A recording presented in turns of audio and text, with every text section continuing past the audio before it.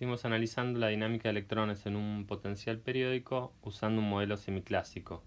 Esto es que de manera subyacente estamos pensando que siempre podemos armar paquetes de onda para los electrones, en los cuales la posición y el impulso están suficientemente bien definidos como para que ecuaciones de movimiento clásicas tengan sentido. En el tratamiento que estamos haciendo, estamos considerando a los campos externos como una perturbación, así que podemos meter toda la información sobre el potencial periódico en la estructura de bandas. Al hacer esto estamos suponiendo que los campos externos no modifican de manera significativa los niveles de energía de Bloch ni las funciones de onda de Bloch, y que el efecto principal de los mismos es hacer pasar un electrón que estaba en algún estado de Bloch a otro. Si tenemos dos bandas en nuestro sistema separadas por un gap de energía, lo que vamos a pedirle a los campos es que si construimos esta escala de energía asociada al campo eléctrico, donde A es el parámetro de red y E es el módulo de la carga del electrón, esto va a tener que ser mucho menor que la energía del gap para que el electrón no salte de una banda a otra, no pueda saltar de una banda a otra. Lo mismo tiene que pasar con la energía característica asociada al campo magnético, la frecuencia de ciclotrón, lo multiplicamos por h barra, eso tiene que ser mucho menor que la energía del gap. Y si tenemos una dependencia en frecuencia de los campos, vamos a pedir que h barra por la frecuencia sea también mucho menor que la energía del gap. Si este h barra omega se hace el orden de la energía del gap, va a poder inducir transiciones entre una banda y la otra, y ese efecto lo estamos despreciando en nuestras ecuaciones. Para campos débiles, el índice de banda va a ser una constante de movimiento, o sea, no vamos a tener saltos de un electrón de una banda de energía a otra. Y las ecuaciones de movimiento para un electrón adentro de la banda n-ésima son estas dos. Nos aparece la velocidad, o sea, la derivada respecto al tiempo de la coordenada, que la habíamos tomado como la velocidad media en un estado de Bloch, y es también la velocidad de grupo para un paquete que armamos con SK. Como decíamos, el efecto del potencial periódico está contenido acá en la estructura de banda. Por ejemplo, si ponemos una relación cuadrática para un electrón libre, recuperamos las ecuaciones de movimiento clásicas para un electrón en el vacío. Como hicimos en el caso unidimensional, vamos a analizar qué ocurre con estas ecuaciones de movimiento en los extremos de la relación de dispersión, o sea, cerca de un mínimo de la energía o un máximo de la energía. Cerca de un mínimo de la relación de dispersión, hacemos un desarrollo en serie hasta segundo orden, queda una constante y términos que son cuadráticos en las componentes del vector de onda K. Acá esta matriz m a la menos 1 es la matriz de derivadas segundas de la relación de dispersión y es una matriz definida positiva. Para simplificar las cuentas, acá supusimos que el mínimo estaba en k igual a 0. Transponer esta matriz es cambiar el orden de las derivadas, así que m a la menos 1 va a ser una matriz simétrica. Ahora vamos a tomar el gradiente de esta energía, que es lo que aparece en esta ecuación de movimiento. Al aplicar este gradiente estamos derivando respecto a cada una de las componentes del vector de onda, así que vamos a calcular una de ellas y las otras van a ser análogas. Derivamos la energía respecto a la componente lambda del vector de onda y usamos la regla para la derivada del producto.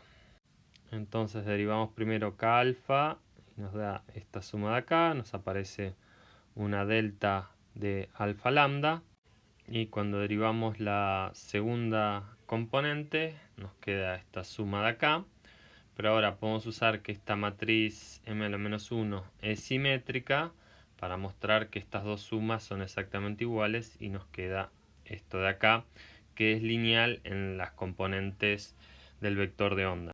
Si hacemos lo mismo para las otras componentes del vector de onda, podemos armar el gradiente de la energía y nos queda que es h barra cuadrado por esta matriz multiplicada por el vector de onda. Este gradiente es h barra por la velocidad, así que podemos usar eso. Nos queda esta ecuación que derivamos respecto al tiempo y nos queda que la aceleración es proporcional a la derivada respecto al tiempo del vector de onda, pero sabemos que la derivada respecto al tiempo del vector de onda era 1 sobre h barra por la fuerza. Así que nos queda esta masa por aceleración es igual a la fuerza, que es algo bastante natural, pero acá la masa no es un escalar, sino que es una matriz. ¿Sí? El sistema es anisotrópico. En un sistema isotrópico, esta matriz va a ser diagonal y uno recupera el resultado más familiar. Si estamos ahora cerca de un máximo de la relación de dispersión, de vuelta hacemos un desarrollo en serie a segundo orden. Esta matriz nuevamente es la matriz de derivadas que vamos a definir como positiva, así que le vamos a agregar un signo menos adelante y eso nos obliga a poner un signo menos acá. Usando las ecuaciones de movimiento, como hicimos en el caso de un mínimo de la relación de dispersión, nos llevamos a esta ecuación de movimiento en la que nos aparece el tensor este de masa o matriz de masa por la aceleración es igual a menos la fuerza. Y acá lo que hacemos es interpretar esto como la ecuación de movimiento de una partícula que tiene carga positiva. Cambiarle el signo a la fuerza de Lorentz es cambiarle el signo a la carga. El caso con campo eléctrico estático es relativamente sencillo porque a esta ecuación la podemos integrar inmediatamente para obtener la dependencia del vector de onda con el tiempo, que es simplemente una función lineal en el tiempo, y después usar ese valor que obtenemos para el vector de onda, reemplazarlo en esta ecuación para la velocidad y podemos integrar para obtener la coordenada. Ahora, habíamos visto que esta energía es una función periódica en el espacio recíproco. Si nos desplazamos en un vector de la red recíproca, obtenemos exactamente la misma energía. Como el k varía de forma lineal, la velocidad va a ser una función periódica en el tiempo y la coordenada también. Así que vamos a tener las oscilaciones de Bloch y el movimiento del electrón va a estar acotado. Para un campo magnético uniforme nos quedan estas dos ecuaciones para describir el movimiento del electrón. Como la fuerza es perpendicular a la velocidad, vamos a ver que la energía es una constante de movimiento. Entonces derivamos la energía con respecto al tiempo. Recordamos acá que la energía depende del tiempo a través de K. Usamos la regla de la cadena y nos queda una suma sobre las componentes de la derivada de la energía respecto a la componente iésima por la derivada respecto al tiempo de la componente iésima del vector de onda.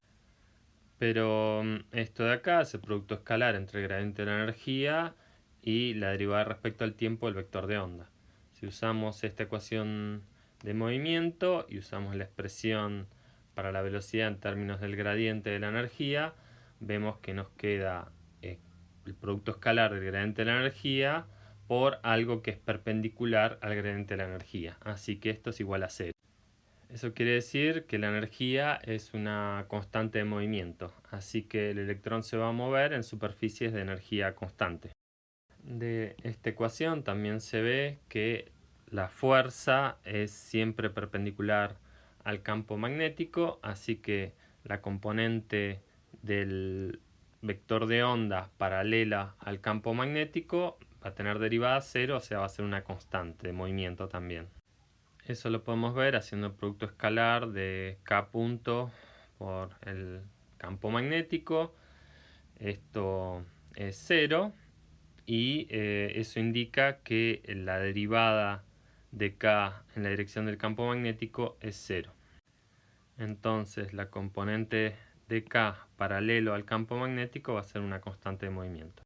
Entonces la conservación de la energía y del K paralelo al campo magnético nos va a determinar las órbitas de los electrones en el espacio recíproco.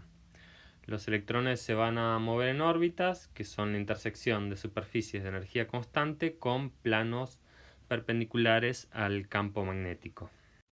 Como ejemplo, vamos a considerar un sistema bidimensional isotrópico y vamos a suponer que estamos cerca del mínimo de la relación de dispersión. Así que las superficies de energía constante van a ser círculos. Y la velocidad, que es el gradiente de la energía, va a ser perpendicular a esos círculos. Tomamos un campo perpendicular al plano de nuestro sistema, así que la fuerza va a ser paralela a los círculos estos y en la dirección que indican estas flechas. Entonces nuestro electrón en el espacio K va a estar recorriendo este círculo a velocidad constante. Si estamos cerca de un máximo de la relación de dispersión, el gradiente de la energía apunta en la dirección contraria, así que el electrón en espacio K va a estar recorriendo el círculo en la dirección contraria al caso de un mínimo. Queremos ver ahora cómo van a ser las trayectorias del electrón en el espacio real. Tenemos esta ecuación para K punto y la velocidad la podemos escribir como R punto, la derivada de la coordenada respecto al tiempo, y acá nos quedan derivadas respecto al tiempo y podemos integrar esta ecuación. Eso lo podemos hacer componente a componente y el resultado es una relación entre la coordenada en función del tiempo y el vector de onda en función del tiempo. Ahora lo que vamos a querer es invertir esta relación para que nos desaparezca el campo magnético de este lado y eso lo vamos a hacer multiplicando por el campo magnético. Eso es lo que hicimos acá y ahora nos queda un producto vectorial triple y vamos a usar la fórmula usual para reescribirlo de esta manera. Ahora acá estamos proyectando el vector coordenada sobre el campo y después lo ponemos en la dirección del campo. Acá sacamos para afuera el módulo de b cuadrado y vemos que tenemos las coordenadas y le estamos restando la proyección de la coordenada en la dirección del campo. Así que esto es igual a la parte perpendicular al campo de la coordenada. Despejamos R perpendicular y vemos que nos queda el producto vectorial del campo por el vector de onda en función del tiempo. Recién habíamos visto, podemos calcular las trayectorias en el espacio K, así que si una vez que tenemos las trayectorias en el espacio K, lo que tenemos que hacer es multiplicar por el campo magnético y eso lo que nos da es una rotación de 90 grados alrededor de la dirección del campo magnético. En el ejemplo anterior, en el que las trayectorias en el espacio K eran círculos, esto no cambia nada, pero en una situación más general sí lo va a hacer. Lo que nos falta obtener es la componente paralela al campo de la coordenada, pero sabemos que está dada por esta ecuación. Si conocemos cómo depende K del tiempo, podemos integrarla y obtenemos esta expresión. Y lo que uno ve es que aunque K paralelo al campo es una constante de movimiento, en general la velocidad paralela al campo no lo es. Por último, vamos a ver una situación en la que hay un campo magnético y eléctrico estáticos que son perpendiculares entre sí. Nos queda esta ecuación para el K punto, que depende del R punto, y que podemos integrar en el tiempo como hicimos para el campo magnético estático. Nos queda entonces esta expresión para el K en función del tiempo, en la que aparece ahora un término más que va lineal con el tiempo y el campo eléctrico. Usamos el mismo procedimiento de multiplicar por el campo magnético para tratar de invertir esta relación. Vemos que R perpendicular ahora tiene un término en el que aparece una cantidad con unidades de velocidad y el tiempo. O sea, R perpendicular tiene un crecimiento lineal con el tiempo debido a este término. Esta velocidad se conoce como velocidad de deriva o drift. Si estábamos en una situación sin campo eléctrico, en la que teníamos órbitas cerradas, por ejemplo, agregar el campo eléctrico nos produce una deriva, nos produce un aumento lineal en el tiempo de R perpendicular, como se muestra acá en la figura. Si teníamos algún movimiento circular, al sumarle esta velocidad de deriva nos vamos alejando.